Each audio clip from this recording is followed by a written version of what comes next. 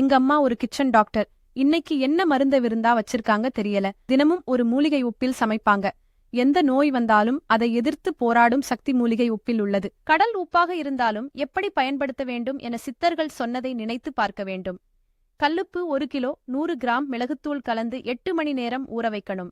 அடுத்து அதில் மூலிகை சாறு கலந்து இரும்பு பாத்திரத்தில் போட்டு வறுத்து எடுக்க வேண்டும். 3-4 நாட்கள் வெயிலில் காய வைக்கணும். வழக்கமா சமையலுக்கு எந்த அளவு உப்பு போடுவோமோ அதே அளவு போட்டால் போதும்.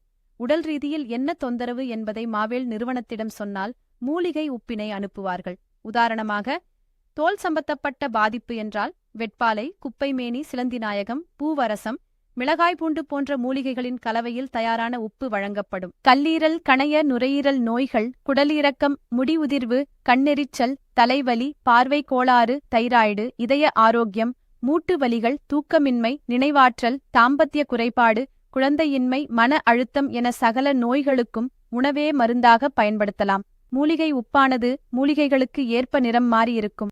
1 கிலோ விலை ரூபாய் 350 முதல் 450 வரை மூலிகைகளுக்கு ஏற்ப மாறும். தேவைக்கு ஸ்கிரீனில் உள்ள வாட்ஸ்அப் எண்ணிற்கு தொடர்பு கொள்ளவும்.